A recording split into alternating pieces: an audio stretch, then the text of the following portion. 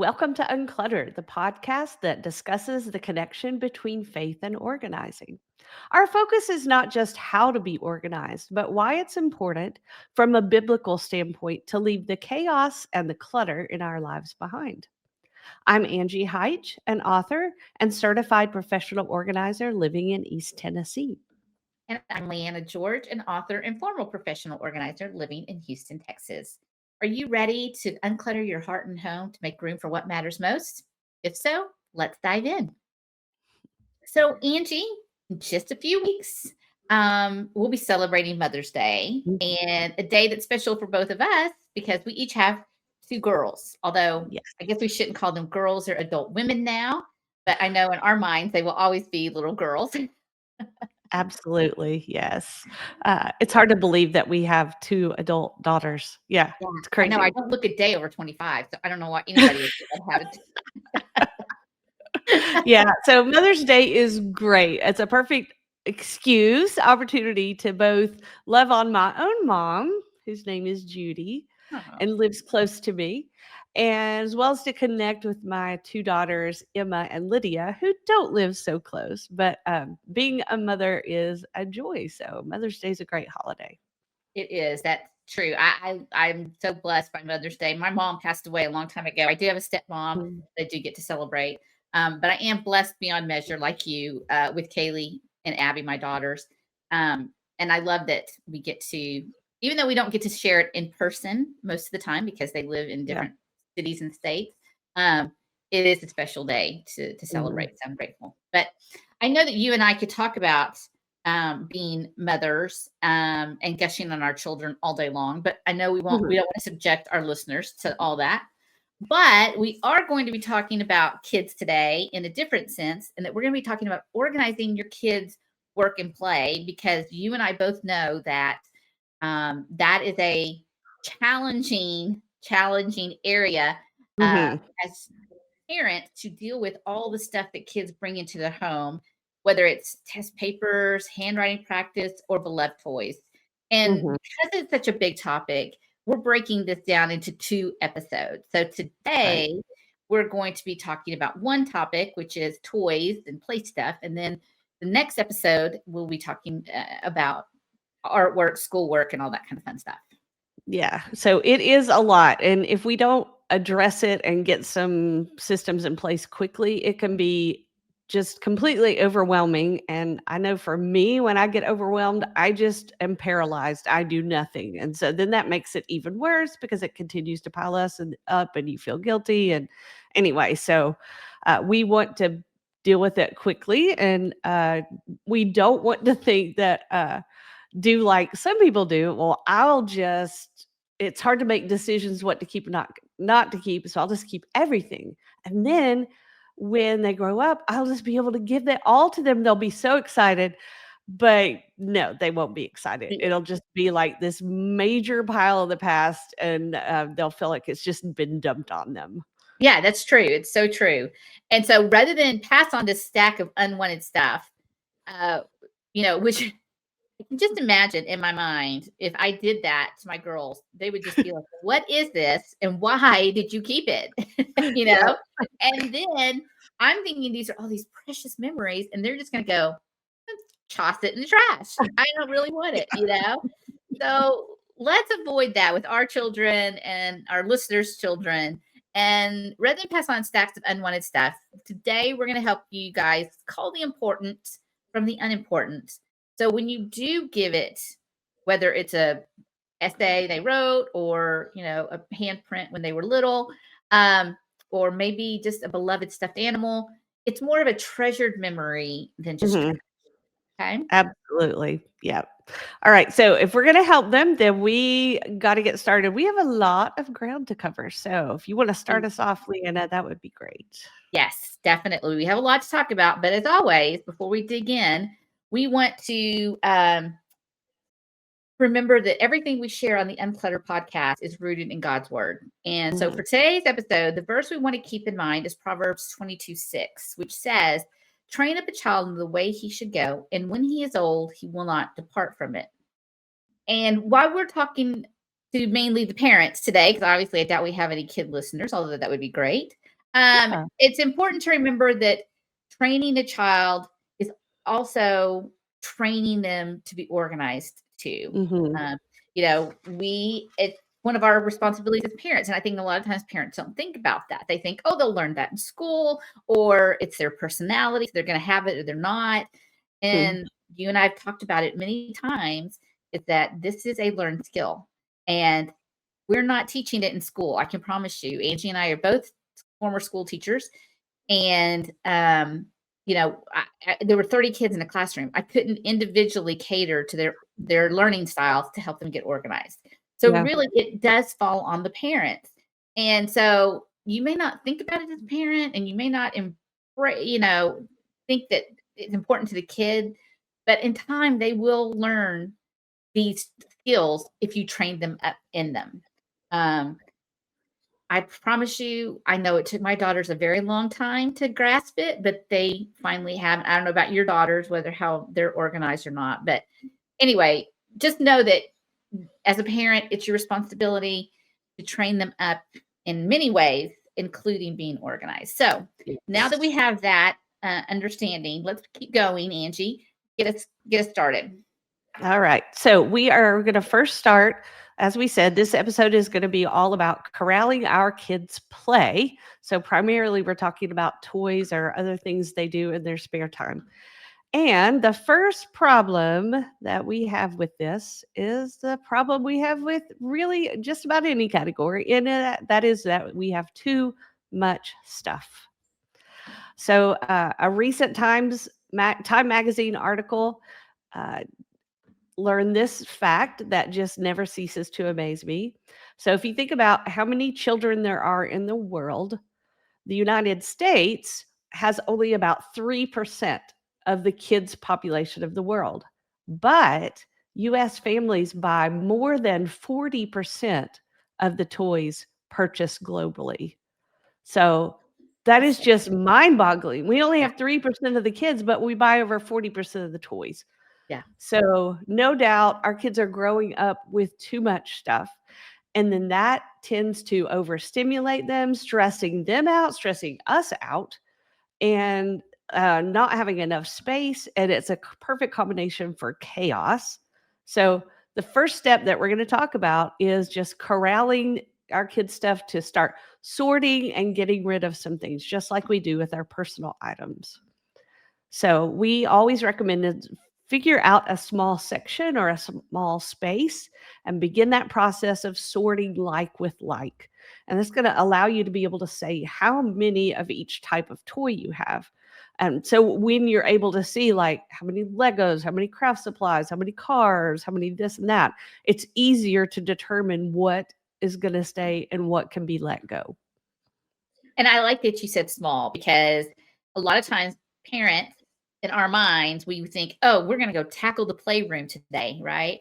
And then, they start, and then the kids, who we highly encourage you to, if they're of age, to include them in this process, they get tired and worn out and just want to do it. So really prepare yourself for when you're doing, whether it's toys or paperwork, that it's going to be a slow process and you have to start Mhm. small. Um, but yeah, once you've sorted everything into those light groups, then you need to start the purging process. And we encourage you to do that with a list of questions, to either ask yourself or, like I said, ask your kids. And these are their toys. Let them have a voice. Now, remember, they could be young and they want to keep everything. So you may have to, as a parent, um, you know, have a fine line for them and tell them what they can and can't have. But anyway, here are a few questions we think or you might want to ask. When was the last time you played with the toy? Do you enjoy playing with it? Is it age appropriate? Like, I know a lot of people who have 7, 8 year olds that still have toddler toys, I mean, for 2 and 3 year olds in their playroom. And we get that you may be holding on to it for, more children down the line, which is fine. But it's taking up it's creating clutter and taking up space when it's not Yeah. being used. So, is it age appropriate? Is it in good condition? We always want to be safe with our kids, and having sharp edges or broken pieces is not really great for kids in that environment. And if it has Yeah. missing parts or pieces, well, then that's no fun for the kids either, because they're playing and they don't get the full experience. So you want to keep that in mind. And then finally, do we have duplicates? I mean, Barbie, we all know from the Barbie movie, there are a lot of Barbies, right? You got this Barbie and that Barbie and the Dr. Barbie and the veterinarian Barbie. So we can have duplicates, right? But do we have duplicates of, the same kind? And how many do we really need, or can you really play with all at once? So, some questions that you need to be asking when you're going through this process. And like I said, don't be afraid of limiting the number of toys your child has, because just as kids need boundaries in other parts of their lives, right? We don't want them going out to the street. We put up a boundary for that, for their safety. The same can be said with their toys, right? Like Angie mentioned, because they have so much, they get overwhelmed and they don't know how to play. And so it stifles their creativity and their fun, because it's just so much. So maybe just let them know when you're going through this process, hey, we've got all of these, we've got 20 Barbies. Which are your favorite 10, 8, whatever. And then, let them pick those out. And then, you can either donate the rest or, do something else with them. Yeah.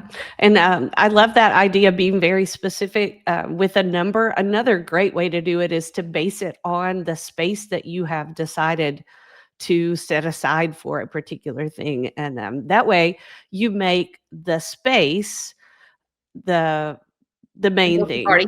So, Yeah.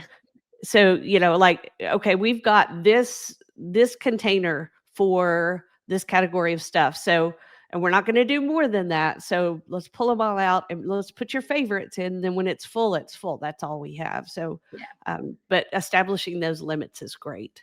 Yeah. And like you said, I mean, in that way, then the container becomes the guilty party and not the parent. Absolutely.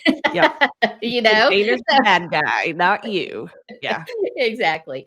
And Yeah. and I think you mentioned it when you and I were talking the other day, is that, another thing to think about to do is, if your child's having a hard time letting go of some things, maybe consider rotating them in. Mhm. Giving them some, like we change out our clothes for fall, winter, spring, and summer. Maybe, rotate the toys out so that you still have the space, you're not overwhelmed, and it feels like Christmas every few months for your kids. Yes, I love toy rotation. It's a great idea. Just put a few away. You're not getting rid of them, and then just switch them out. Just like we get tired of things, kids could do too, and so that allows you to have some variety. Yeah. Yeah. So when you're asking those questions, you want to keep them really specific. If you just have a broad question like, "Why do you want to keep it?" or "Do you like it?" Instead of like, "When's the last time you played with it?" That kind of thing. It really helps to be more specific. Yeah. And then as far as scheduling when you're going to work, although Leanna and I could probably do like 8 hours of decluttering, we'd be great because we're all about that. Most people are not going to last that long, especially younger kids. So schedule more sessions, but shorter periods of time. Time limits your kids can handle or that you can handle. And don't think you're not going to be able to get it all done in one day. If it's a shorter period of time and not more frequent, it's going to be more.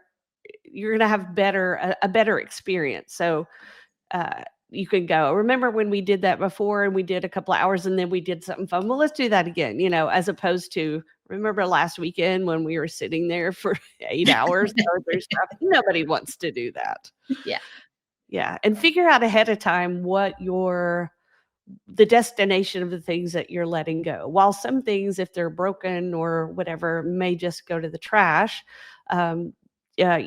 If you're going to donate, where are you going to take it? And figure out how to get things out of your house quickly, because we know there are kids that will grab them back and if they find them. So figure out your plan and put it in motion. Yeah. There are kids and adults who do that too. So Oh yeah, absolutely. Chasing down the donation truck. I've changed my mind. Yeah. Exactly. Exactly. All right. Well, those are some really good some ideas and strategies for the first problem of too much stuff. And so now we need to go on to problem number 2. and because I'm from Houston, I can say this, is that Houston, we have a problem, and that is that we don't have good storage systems in place, Mm, you know, and setting up good organizational systems for kids is so important. mhm, Um, and I think what the problem is that we don't make it simple. You know, mm, we are trying to, as parents, organize from an adult standpoint, and we don't think about it from a kid standpoint. So you need to ask yourself, how can we organize the kids' toys in space, whether you're talking about your playroom or just their toys in a even in their room, so that they can enjoy them and put them back when they where they belong by themselves, right? mm. Because that's what we want to be able to. We moms and dads shouldn't be the one having to clean up the toys. We need to make that Nope. responsibility for the kids, right? Their stuff, they're responsible for putting it away. Mhm, So for me, I think the easiest way, and again, going back to that teaching background we have, and having been in several kindergarten classes, I think the easiest way is to replicate a kindergarten classroom. And if you've been in a kindergarten classroom, you know that those are set up in zones, right? You have the puzzle zone, you have the doll zone, you have the dress up zone, the kitchen zone. Um, mhm. and so that works for school teachers with who have 30 kids in a classroom, right? And it can work in your house too. And so you just need to set up zones. And I know again, you think, oh, but that's so limiting to their play and creativity. It's not. Structure is good for kids. We have to get out of that mindset that it's not, because they're not having any fun when they are sitting in a pile of toys, Mhm. right? And they are certainly not being creative because they have Yep. no idea where to go. So once you've got those sorted groups that you've now, pulled out from every corner of the room and situated, then now is a good time to set up, okay, where are we going to put the dolls? Where are we going to put um, the dresses? Where are we going to put the Legos? Where are we going to put the trucks? And try to put them in zones that make sense. Like in your clothes closet, right? You wouldn't want some of your skirts mixed in with some of your t-shirts mixed in with some of your sweaters, right? We want all skirts together in a place where it makes sense. Yep. Um, so that way you have a better idea of what kind of storage systems you need, right? If you have a large stack of dresses, you're going to need a little bit more space. Maybe you need some hanging space. And then maybe for the dolls, you want to put them in containers. So you're going to need to know what kind of stuff you have so that you can go on to get the right equipment, I guess you could say. Right. Very good. Yeah. So once you have your zones, you've kind of sorted, put like with light, and you've got your zones. Then for each zone, you're going to figure out what you need. And so many different options. Shelving, I especially love the ones with cubbies, removable bins and baskets. Those are so multi-purpose, can be used all over the place. And then when it comes to containers, you can do things without lids if you want to just do quick toss in and get out if you want to be able to access frequently, or lidded containers, kind of keep things a little more corralled. And they can be stacked if needed. It's really, those are great for things with a lot of little parts or things that you don't have to get to quickly. Things that a lot of times kids will want to take toys from one area to another. So if you have some things that are easily portable, there are a lot of containers like that. So many different ideas. Get creative, and don't forget to take advantage of vertical wall space as well. You can have some things with pockets on the backs of doors or whatever, although you do have to keep in mind how tall your kids are and what they can reach. And as well, as far as figuring out what things are where, keep safety in mind. If you've got some really tall shelving kind of thing, whether cubbies or whatever, a lot of times you're going to need to anchor that in the wall, especially if you've got kids that like to climb. I know Yes. I was a big time climber as a kid, so be sure and keep that in consideration, because if there's a way to climb on it, they'll figure it out Oh, for and sure. Right. it'll be safe. Yeah. Okay, so we figured out what we're keeping. We figured out how we're storing it. There are a few other things before we start wrapping things up that you want to keep in mind. And the first is to clearly label everything. And that might seem Mhm. odd for kids. I mean, for adults, clearly that's important. And if you listen to our episodes with our husbands, I talked about my husband and him knowing where to put the chips because there was a container that said chips. Although It he does. likes to mess with you and put it in a different place sometimes just Yes, for exactly. It fun. drives me crazy. But this helps kids know exactly where to put things back, and it sets them up for success when it comes to cleaning up. So, it gets rid of that excuse. Well, I didn't know where to put it, so I just laid it down here, right? So if you have a container that has a picture of a Barbie or a Mhm. picture of a truck or Legos, it's obvious to everybody where that goes. Um, Even if they don't read yet. But I also encourage you to put the words underneath there. Here again, my Yeah. teacher stuff, because then it helps them start identifying words and learning how to read. So that's another thing. Like Angie mentioned, it's important to see things from the child's point of view, right? If if you use a over the drawer pocket hanger and your kid can't reach, they're not going to be able to get that toy. So you might want to just get down on the floor and look around the room and look Yeah. up and ask yourself, does this make sense for my kid? Because mostly, sometimes you'll be surprised and find out, oh, no, it does not. Um, Mhm. and so it might show you some things you didn't think of. So, Yeah. um, and then here's the other thing that's really, really important. And I learned this firsthand personally is don't micro organize. Mm. We can be so tempted as adults to want to put, all the little Barbie shoes in one and all the little Barbie person. I use Barbies a lot because I had girls. So apologies to boy moms. But, uh, my children were not going to put the shoes back with the shoes and the purses back with the purses and all the accessories. It's not going to happen. Not. Yeah, It you're was lucky to get just Barbie stuff together, much less right. little micro categories. Yeah. Yeah. So don't micro organize with your kids. Just remember good and done is better than none. Um, Mm. and then you also have to remember that kids aren't developmentally able to organize. There are, what do they call it? Organizational things that kids can do at certain ages. And Mm. at young ages, they just don't have the ability to organize like an adult. So um, don't expect them to be able to Mm. do things and don't get upset when they can't. That's why we encourage you to make it as easy as possible and as simple as Yep. possible for them. But here's the key thing to know is that the more you do help your kids organize, then the more they're building that organizing muscle and will be Yep. able to grow their organizing skill. Yep, absolutely. All right, so we are down to our third and final problem when it comes to dealing with kids' play stuff, and that is how do we get the kids to clean up? Oh my Mm, goodness. yeah. I mean, it's right up there with, some who shot JFK, some of those. What happened to Amelia Earhart? I mean, really big questions. Very challenging, very challenging. And so I read this quote from a mother who said, "Toys have taken over my family room. I watch Mary Poppins, and no matter how many spoonfuls of sugar I eat, action figures won't march into a bin with a snap of my fingers." Oh, that's great. I love that. Yeah, Oh, goodness.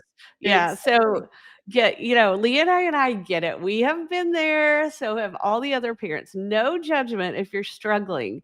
And at different phases of your kids' lives, they may be doing well, and all of a sudden they hit another stage and they're like, "Nope, not gonna do it." So, take heart. We know, we understand, and we are here to help with this. oh, for sure. Yeah, I mean, my youngest daughter, Abby, and we butt heads so many times until it dawned on me, hello, she's just not there yet, or I haven't done something on my part to make it better for her. So, Hmm. yeah. So, here are a few things that you're going to want to remember when you want to restore order to your house. Okay.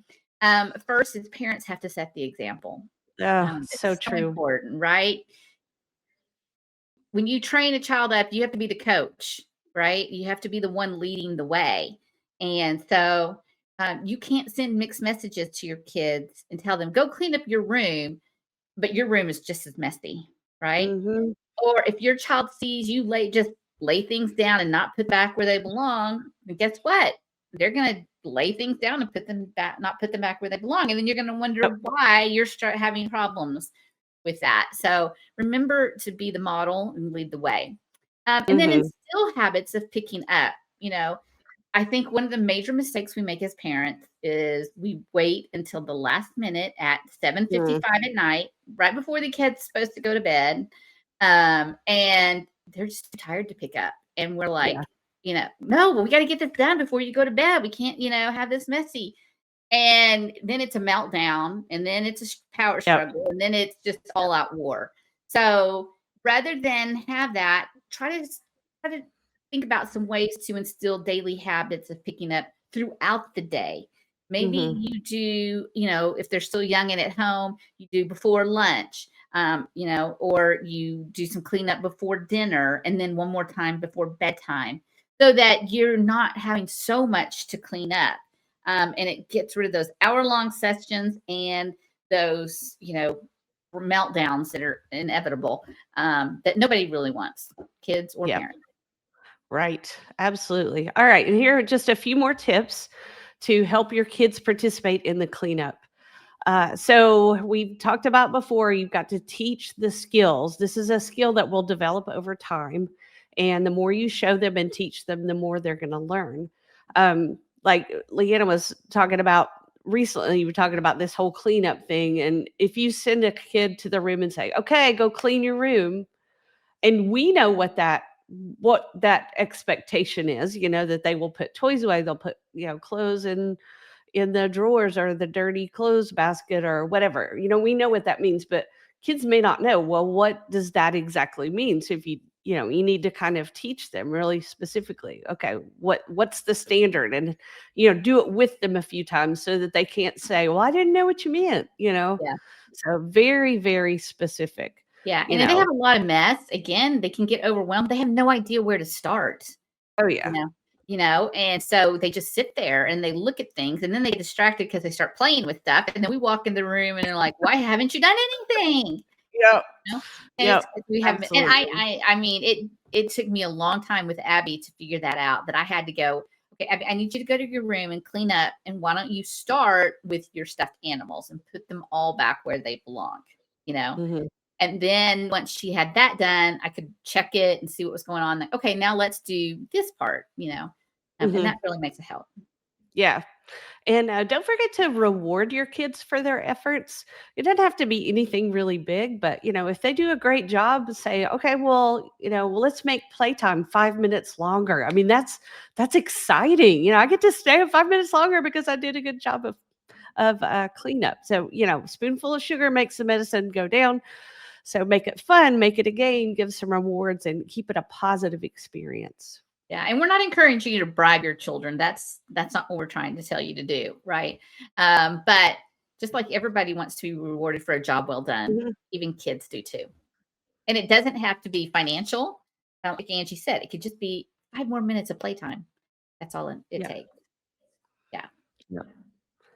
So yeah, so that was a lot. Hopefully we've given you some tips to help your kid, to help you figure out how to bring some order to your kids' play areas. So before we close, let's just do a little bit of review. So when we're decluttering and organizing our kids' play, we're keeping in mind the biblical inspiration for this episode, which is Proverbs 22:6.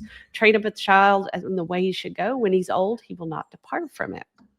And remember, we are training. This is a training thing. These are, when we teach these organizing skills, it is going to serve them through their whole lives. So, Leanna, what else did we Um, talk about today? yeah, we talked about the importance of having good organizational systems, finding things that works for Mhm. you, your kid, and your space.